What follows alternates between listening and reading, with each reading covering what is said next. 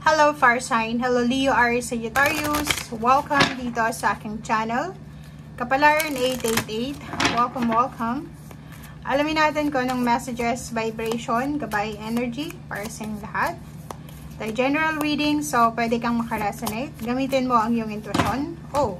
Sa mga messages na to, ang daming messages, Fire Sign, Leo, Aries, Sagittarius. Okay, first two cards natin dito is Monk or Nun, Medicine Man or Woman.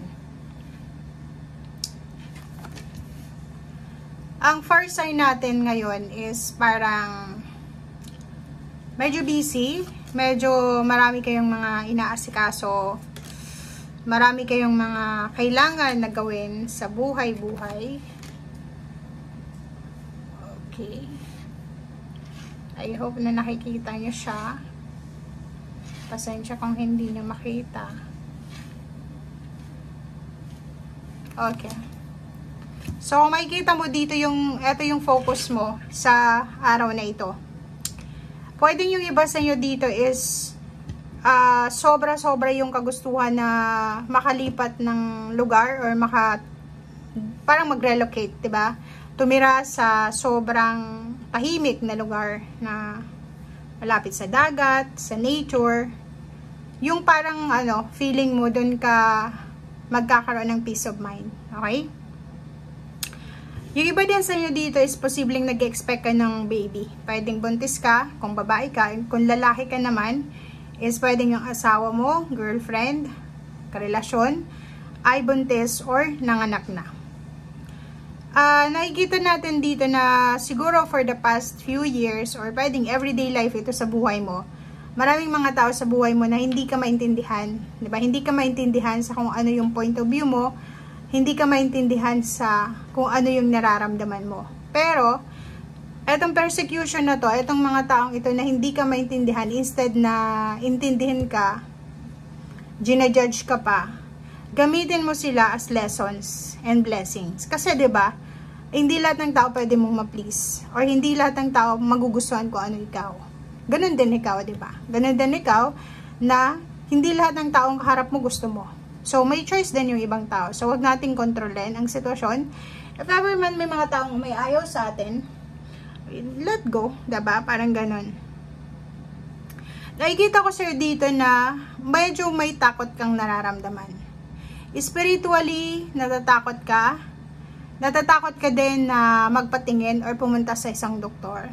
Or, alam mo yon, if may nararamdaman kang mga imbalances sa katawan mo, natatakot ka.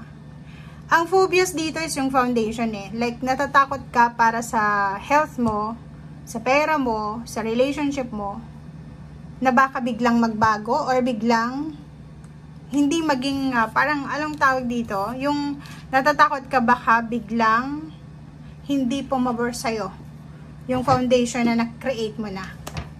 Okay? Or minamanifest mo. Especially yung mga fire sign, Leo, Aries, Sagittarius ng babae dito. Ang dami-dami yung mga kinakatakutan sa ngayon. Especially doktor. Natatakot kayo sa doktor or magpa-doktor. Okay. Eto guys, na 3 cards na to, ganun din.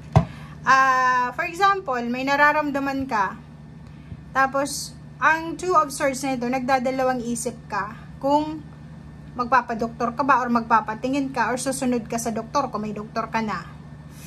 Yung iba sa inyo dito is natatakot kayo sa kung ano man ang result, like yung may medical exam or kano pa man. Mayroon kayong mga panghihinayang, regrets, or mga disappointments na nararamdaman.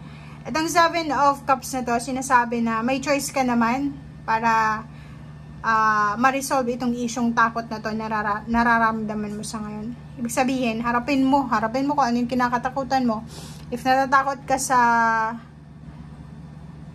karma ng Panginoon, harapin mo, 'di ba? And lesson and blessings. Kung halimbawa feeling mo lang if feeling mo kinakarma ka ngayon, feeling mo hindi pumapabor sa'yo yung sitwasyon, gamitin mo itong pagkakataon na ito para ma-learn mo yung lessons. Bakit parang kinakarma ka? Bakit parang feeling mo minamalas ka? Ano ba yung lessons doon? Siguro may nagawa kang hindi maganda na kailangan nating i-reflect. Pero, if sobrang blessed ka ngayon, sobrang blessed ka na feeling mo umaapaw yung biyaya mo, ang reflection mo din doon is, parang yun, di ba? Lessons and blessings. Ang blessings doon is, marami kang ma-appreciate, di ba? Ma-appreciate mo yung pagiging mabuti sa nakaraan, or siguro maiintindihan mo, may nagawa akong magandang bagay sa aking past. Parang gano'n. Okay. Nakikita natin dito na sa mga susunod na araw, if ever man kailangan mo ng pera or financial help, may isang tao dito na willing ka na tulungan sa financial problems mo. It's either boss or employer or kakilala mo na mapera siya. Okay. Yung iba din sa inyo dito, if ever napapasok ka sa bagong trabaho, like magsisimula ka pa lang sa bagong trabaho mo or nandyan ka na sa bagong trabaho mo, mag-iingat ka. Kasi, yung mga nauna sa'yo or yung mga taong feeling nila entitled sila, may karapatan sila sa company siguro, o yung mga nagsisip-sip sa company, diba? Pwede ka nilang sirain, pwede nilang alisin kung ano yung meron ka sa ngayon. So, mag-iingat ka, diba? Kung ikaw ay papasok sa trabaho, be careful, huwag tayong masyadong magtitiwala or huwag tayong masyadong kampante sa mga association natin, sa mga tao sa paligid natin.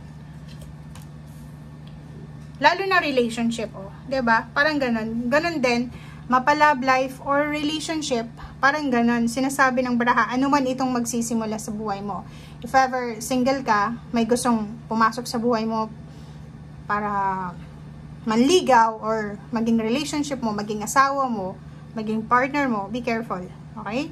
Kahit sabihin mong 4 years ka ng single, naghihintay ka, mag-iingat ka pa rin. Sa trabaho, ganun din. Hindi lahat, plus may 7 of Cups dito, hindi lahat ng ino-offer sa'yo sa ngayon is para sa'yo. Hindi lahat ng available sa ngayon is makakatulong sa'yo. Okay? Minsan, ano lang yan, test lang yan sa'yo. So, yun, be careful tayo sa araw na ito, sa kung ano man itong magsisimula, or ano ang sisimulan mo. Okay? Kailangan maging aware sa mga tao sa paligid mo, mapagmatsyag, pray. Pray to God, and ask the angels, archangels, guides na i-guide ka sa kung ano man itong mga ginagawa mo sa ngayon. Kasi siya lang yung pwedeng makatulong sa atin. Okay? Lahat, invisible, hindi natin alam kung ano yung intensyon ng mga tao sa paligid natin. So, Panginoon lang ang pwedeng makatulong sa'yo para iiwas ka, i-redirect ka sa tamang direction. Okay, so thank you guys and see you again. Bye!